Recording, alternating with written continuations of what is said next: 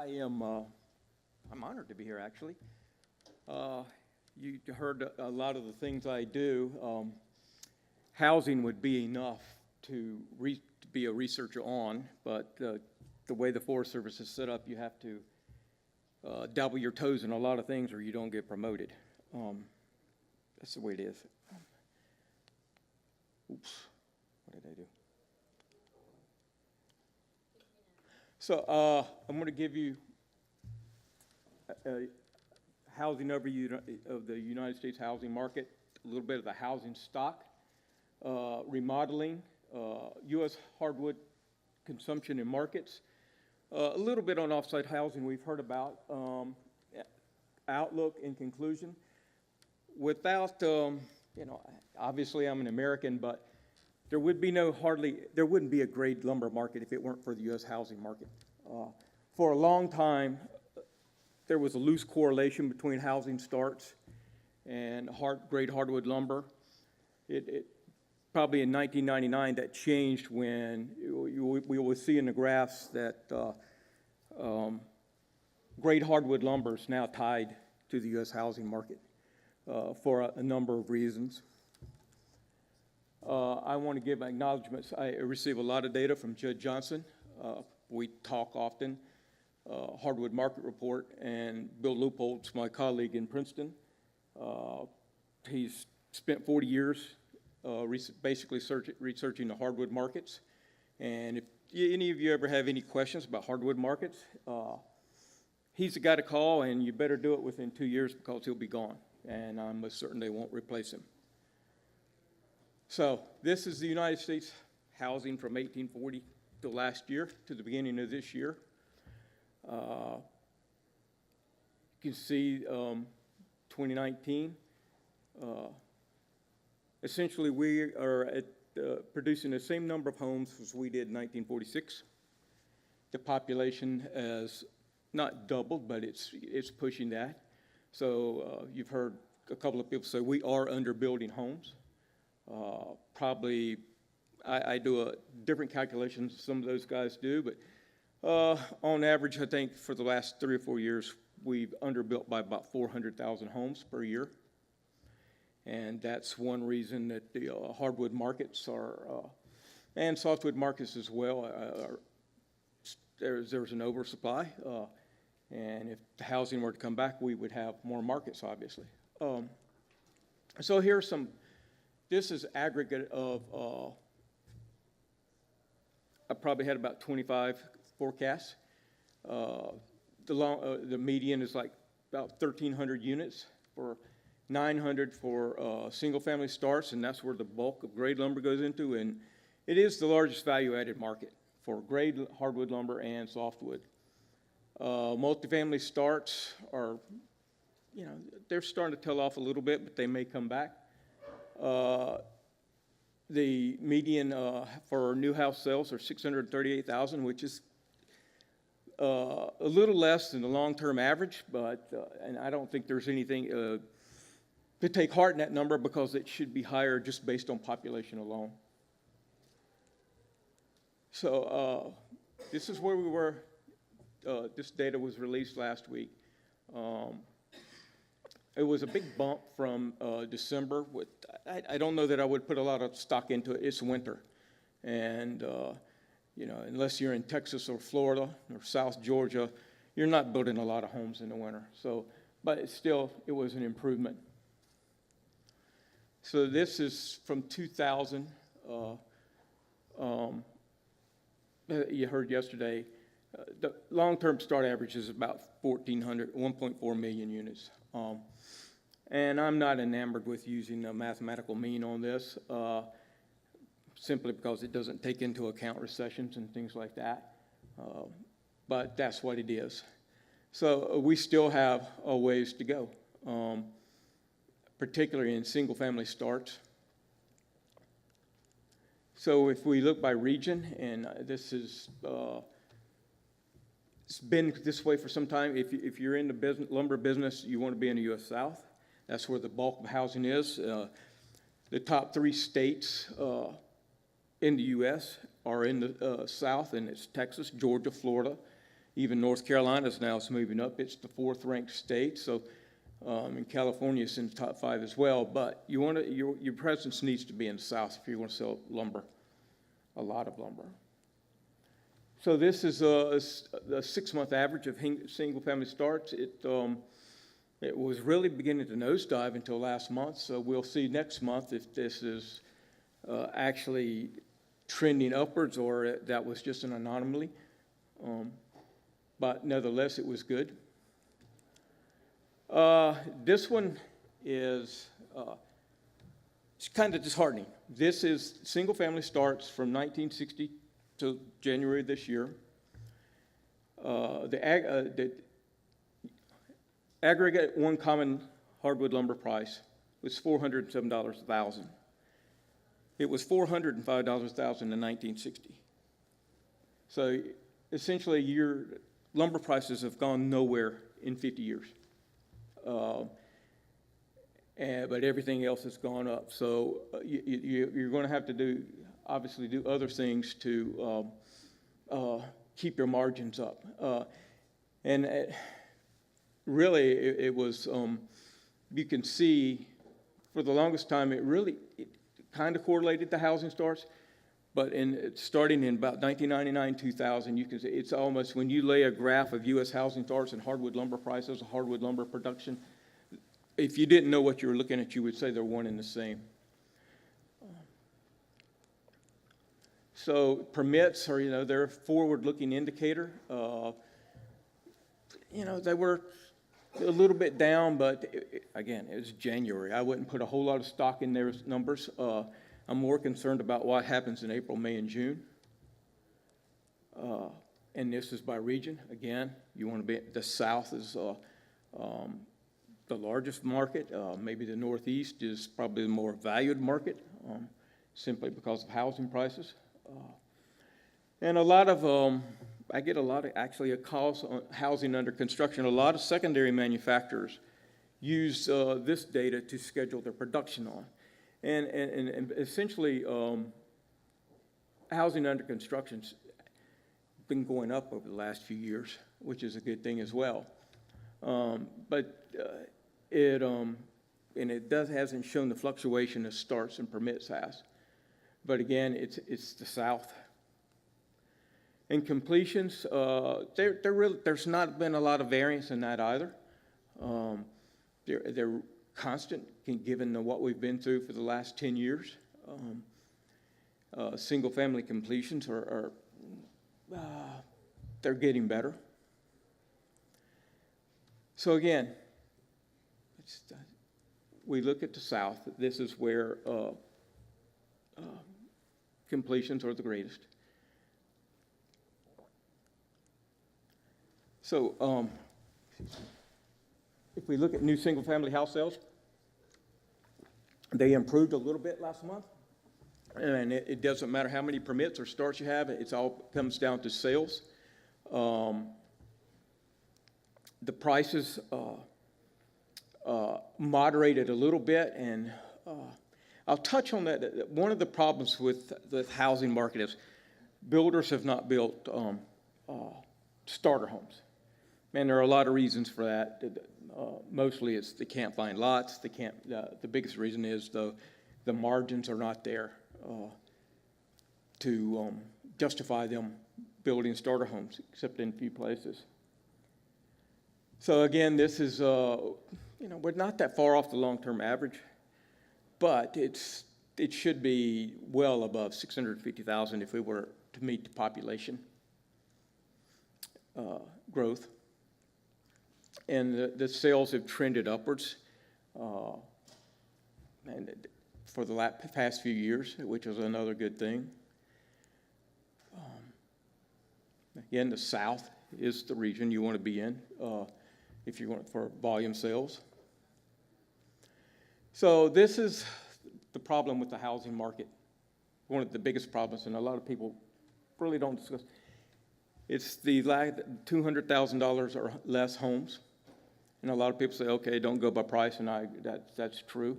It should, and I'll show you another slide, but since 2000, early 2000s, the upper-end homes have they've exploded in what's being built and what's being sold, and the smaller homes have decreased exponentially.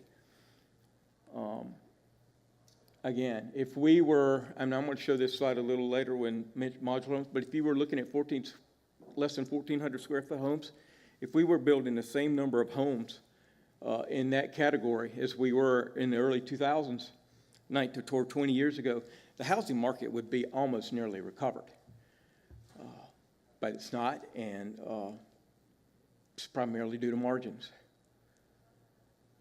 So you heard yesterday talking about spending. Remodeling is going to be a big component of the U.S. housing market for here to come, and there are a lot of reasons for that. I didn't quite agree with the statement that remodeling spending is equivalent to single-family spending, because it's not. This is an adjusted basis. We're not even at 1993 levels in overall spending. What you do see here is a big increase in remodeling spending, and that's probably due to, one, we have an old housing stock in the U.S., and more people are deciding to live where they're at. Some people say it's because traditionally people moved up to a bigger home, and they said because there are no homes out there for them to buy, they're staying, but that may be true. But there's about 6 years ago, there was a narrative started, people aging in place. They just didn't want to move. They would remodel the house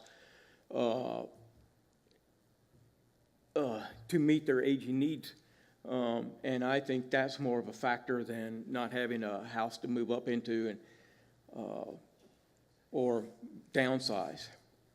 But again, you can also see this graph that the multifamily spending is doubled in the last 20 years. But it's really not a big market for hardwoods or softwoods.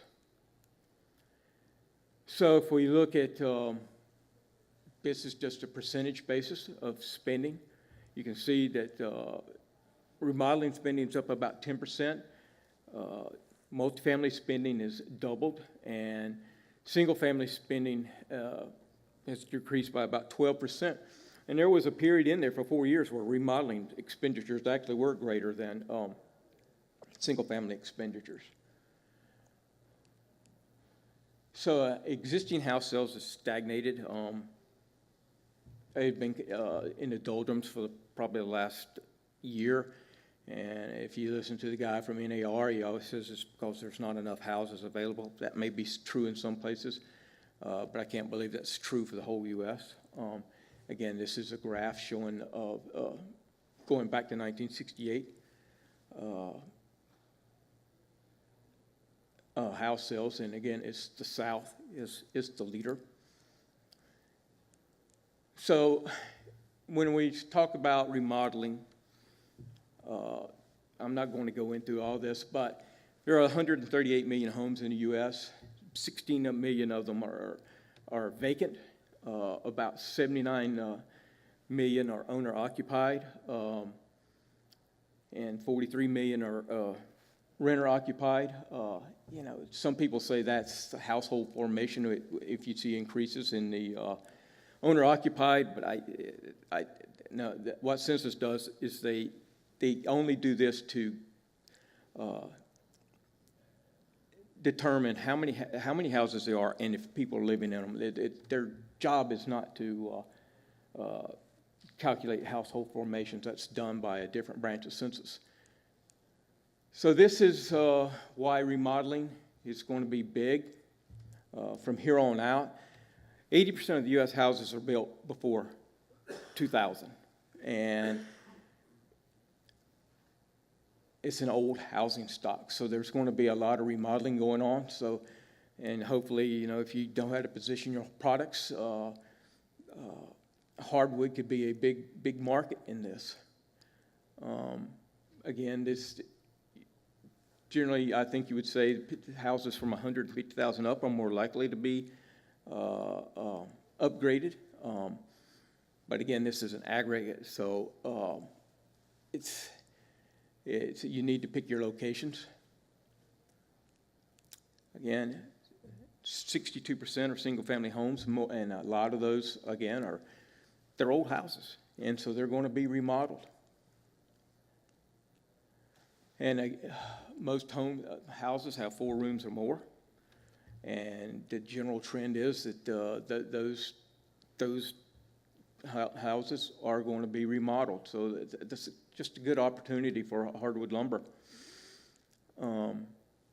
This is the last census data available. Nearly 3 million homes remodeled in 2015, 4 million bath remodels, and then you can look and see just additions to houses, but they pale in comparison to remodels. It's just remodeling is a big business.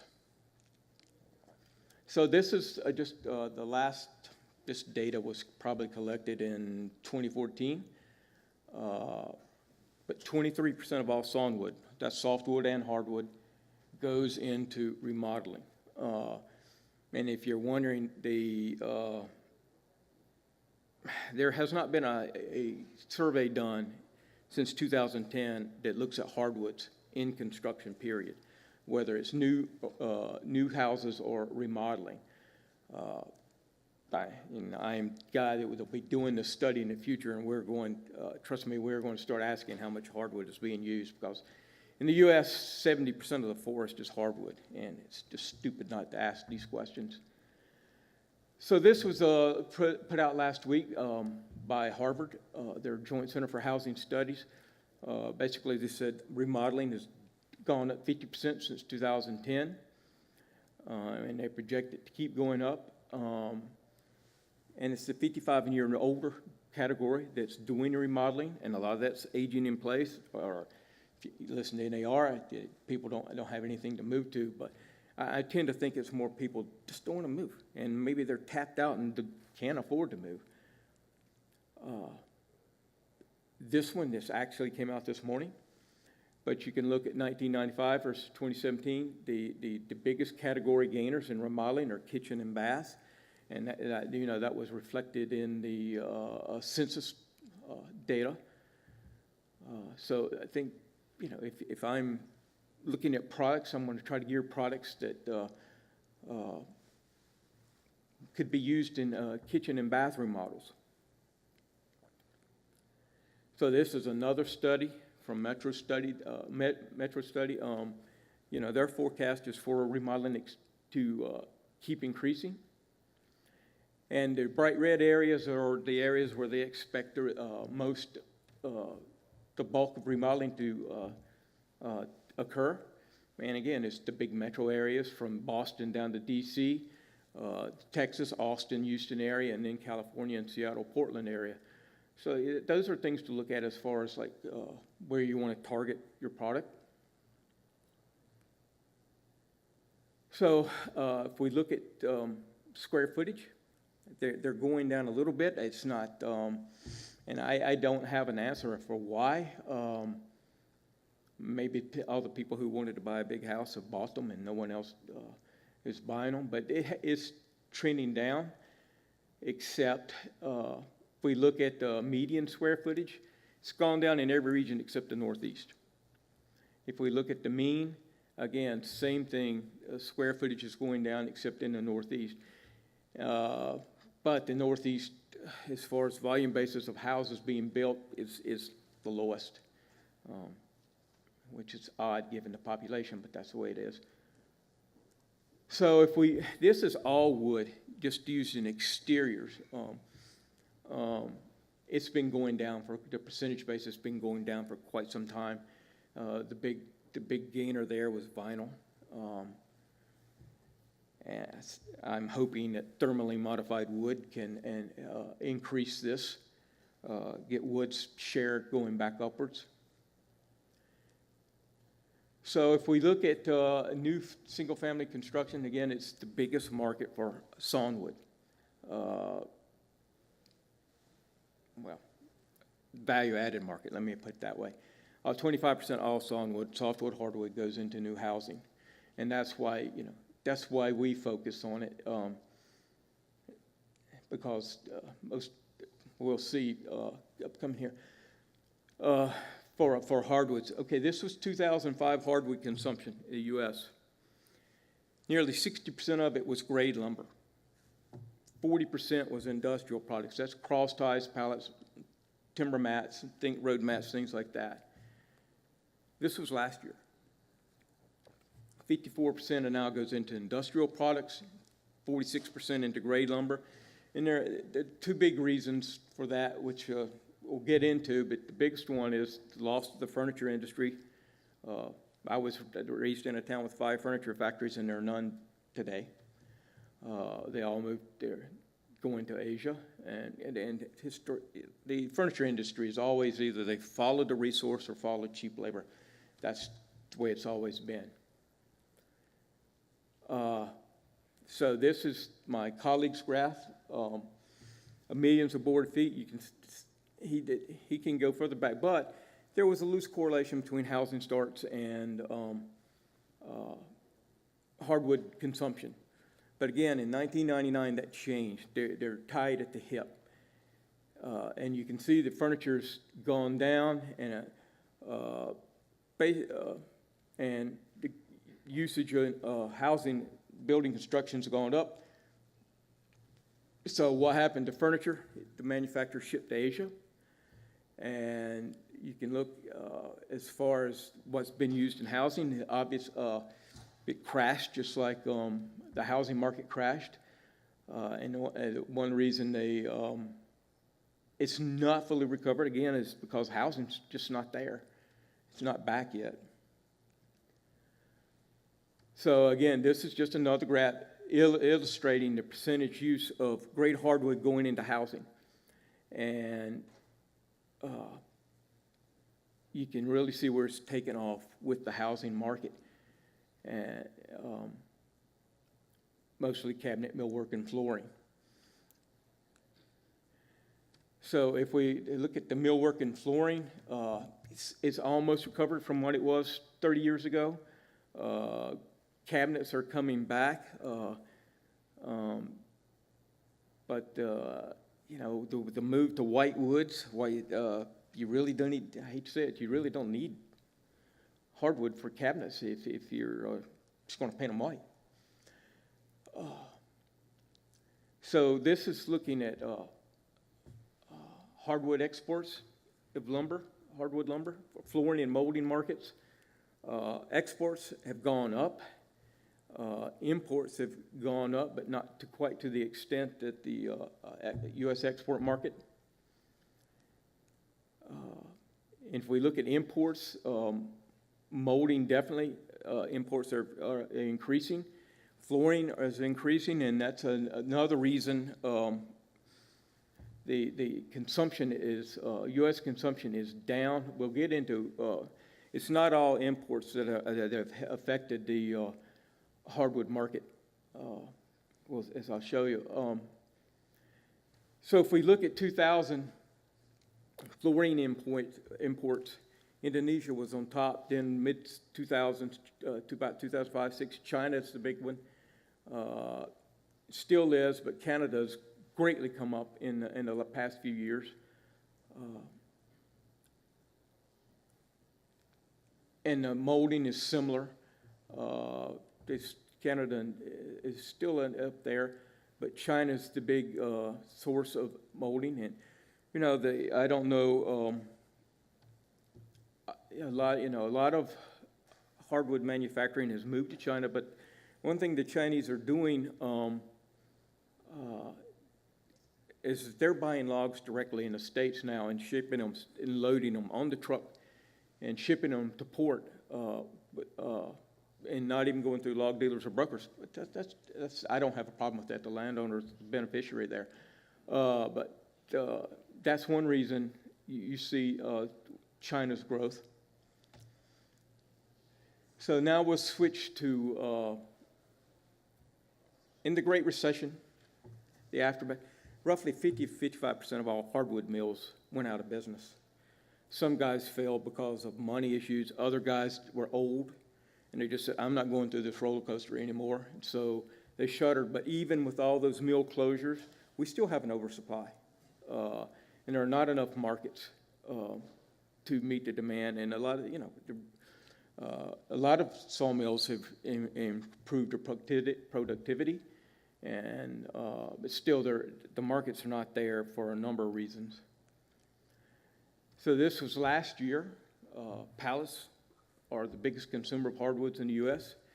Railroad ties are still strong. Flooring has gone down. Exports have gone way up. Furniture, there's very little furniture manufactured. There's the Amish are big producers, and there's actually an old-time furniture manufacturer that not so far from me that still hanging in there. But that industry has really been hammered by offshoring. So if we look at the consumption of grade in industrial hardwood, you can see what the biggest gainer in this in the last 20 years has been exports.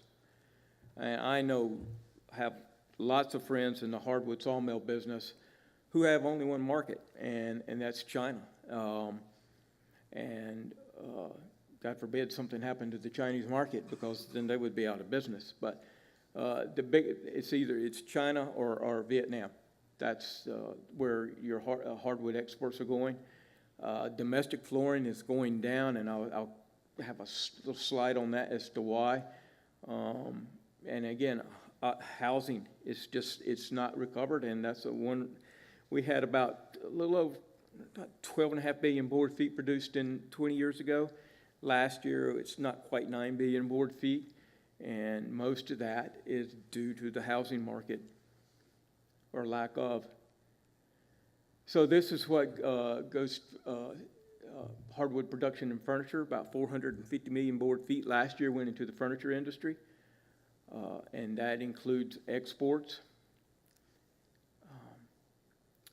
If we look at this, is again just another look at production. It's nowhere close to what it was in 1999. Eastern sawmill production is basically plateaued for the last 4 years. The West is essentially older, but again, it's a lot of this is due to the housing market. It's just not recovered, and the hardwood industry hasn't either. So this is what's going into cabinets, about 460 million board feet. It has improved since 2010. Millwork, it's also improved by about 50 million board feet since 2010. But there are a lot of substitute products that are going into millwork now.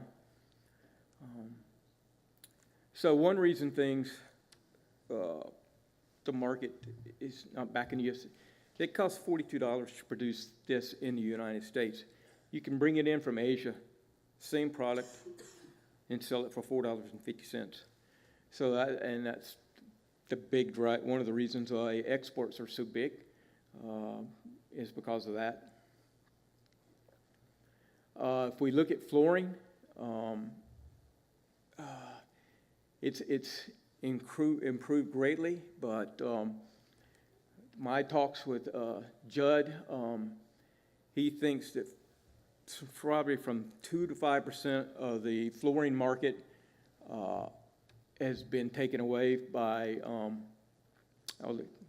these are 3 different wood products, or wannabe wood products, and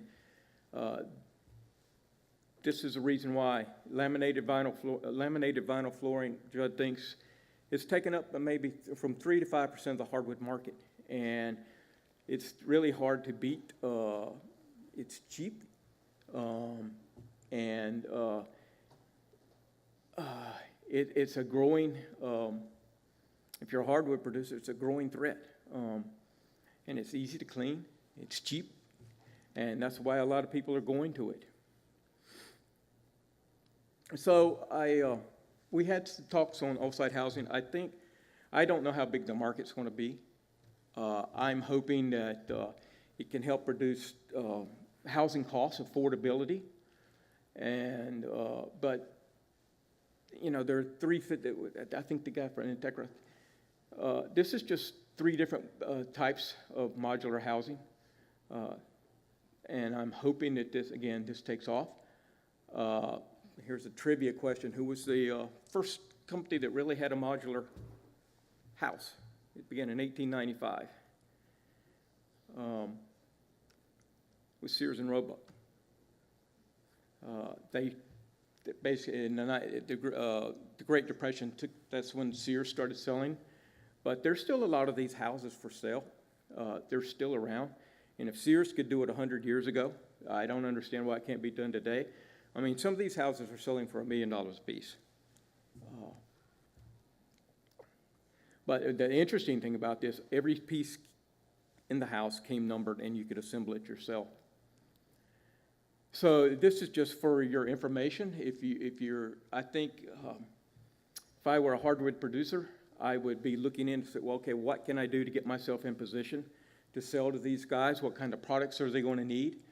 I'm going to look into it. I can tell you that last year, Marriott alone installed 70,000 rooms of modular rooms, and it was a turnkey job. Everything is in that is in the room. It goes to the site, they set it, and then the people come in and unwrap everything, and it's ready to go.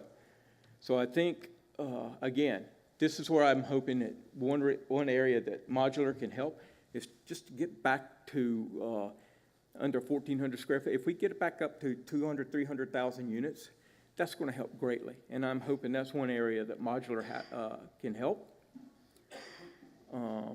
So we saw yesterday the NAHB's forecast.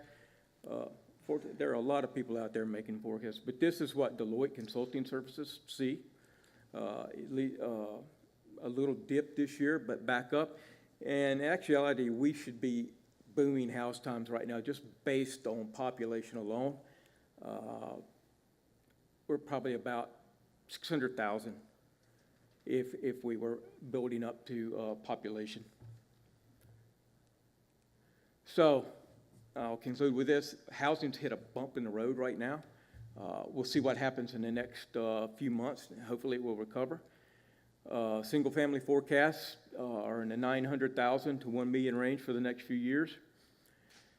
I don't really talk about it, but student debt, overall debt, and changing attitudes probably are hampering new home sales. I know student debt is one big factor. It's soared. Real median incomes are stagnant in the U.S. They haven't improved. They've gone down for 40 years. Smaller homes need to be built. Everybody knows that, but getting the margins to where you can build them.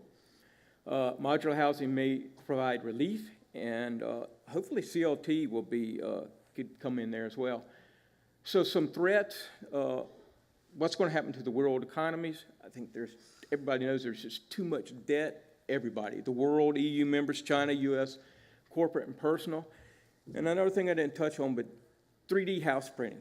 There are 2 companies in Texas that have not patented, but have bought 2 different systems for 3D printing a house. And you can Google it.